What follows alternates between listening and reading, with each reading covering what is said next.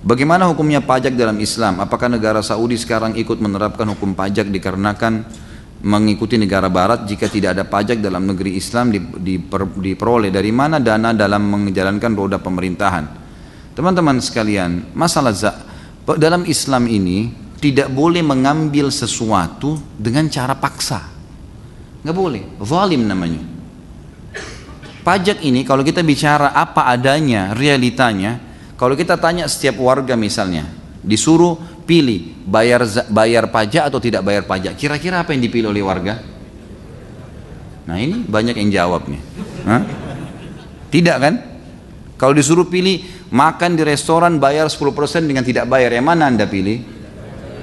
Tidak bayar. Artinya kalau orang bayar pajak 10% itu dipaksa, kan? Ini tidak boleh mengambil harta seorang muslim secara paksa. Ini sebabnya sebagian besar ulama mengharamkan, tidak boleh. Kecuali kalau strateginya sama dengan Nabi SAW. Nabi SAW kalau ingin membentuk pasukan jihad, ingin berbagi-bagi sedekah, apa yang beliau lakukan? Beliau iklankan. Nih ada saudara kita kalian yang sedang butuh si fulan, menyumbanglah. Ya, Nabi SAW kadang-kadang membuka jubah beliau menaruh, lalu orang-orang pada menyumbang di situ. Lalu kemudian Nabi SAW berikan kepada mereka. Sukarela, tidak ada penentuan persentasenya, tidak ada paksaan. Nah ini lain, ini lain. Ini boleh dalam Islam. Nanti dalam bahasan dosa besar kita ada namanya maks. Maks itu pajak atau pajak lah umumnya.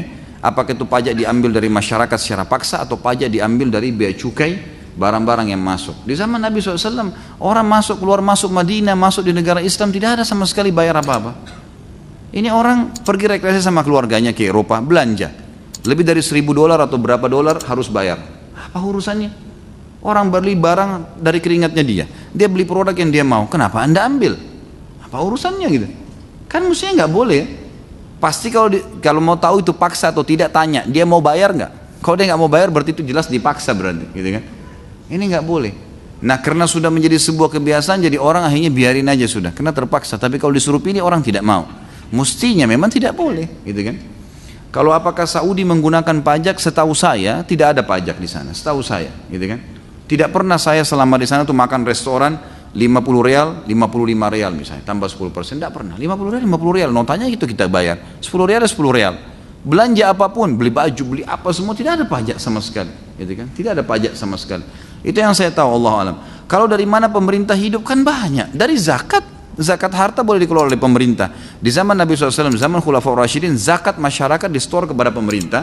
Pemerintah lalu memberikan kepada orang yang tidak mampu, gitu kan? Perniagaan dimudahkan.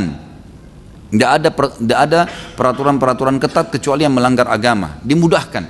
Ya, pada saat Abdurrahman bin Auf membebaskan sebuah tanah di Madinah di zaman Nabi SAW, beliau bebaskan.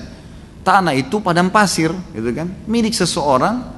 Dan akhirnya dia mengatakan saya ingin bebaskan, kerjasama sama orang yang punya tanah, saya mau buat pasar nih. Kata dia baik silakan, kita bagi hasil. Dibuatlah sama Abdurrahman bin Auf kotak-kotak dari tanah liat, seperti kalau kita sekarang kios-kios gitu. Setelah jadi pasar, Abdurrahman iklankan, siapa yang mau pakai pasar ini silakan gratis. Silakan gratis. Kalau ada pun yang mau menyumbang sesukanya, silahkan. Maka orang-orang pada pindah, hidup jadi pasar baru di situ. Akhirnya orang-orang kena merasa ada transaksi jual beli, mereka dengan sukarela memberikan kepada Abdurrahman dan akhirnya memberikan Abdurrahman harta yang sangat banyak sampai berpeti-peti emas didapatkan dari pasar itu. Tadinya pasar itu cuma disukarelakan. Banyak dimudahkan perdagangan, perniagaan dimudahkan, gitu kan. Jadi masyarakat tuh hidup. Saya tahu sekarang Cina misalnya, dia pemerintahnya memetak-metak wilayah itu, misal wilayah ini khusus untuk kain misalnya. Kayak kita contoh misalnya Malang ini apa sih spesialisnya? Mungkin orang ahli jahit misalnya. Baik, pemerintah subsidi di sana dana, semua yang berhubungan dengan jahit-jahit, pabriknya segala kain ditaruh di sana. Udah. Seperti itu. Teman-teman saya mengatakan kalau kami sekarang datang ke Cina, kalau dia memang di paspornya tertulis businessman, memang dia pedagang, pengusaha, maka di bandara sudah dijemput tuh. Pemerintah Cina jemput di bandara, ditulis namanya. Padahal orang dia bilang saya tidak kenal, tapi sudah ditahu. Dari data visa sudah ditahu kalau ini profesinya orang seperti ini. Dijemput, Anda mau apa nih? Oh saya mau pabrik kain misalnya, ditunjukin. Saya mau ke sini, ditunjukin. Begitu. Jadi langsung dibawa dan akhirnya hidup suasana itu. hidup suasana transaksi jual beli, akhirnya bisa menguasai dunia. Banyak sumber-sumber, gitu kan. Jadi pemberdayaan masyarakat dalam hal yang bisa dikerjasamakan dengan pemerintah dan masyarakat itu bisa. Indonesia ini negara yang luar biasa kayanya, luar biasa kayanya. Cuma sayangnya beberapa ya elemen saja yang tidak bertanggung jawab dan tidak tahu kalau mereka bertanggung jawab hari kiamat yang menyalahgunakan masalah itu.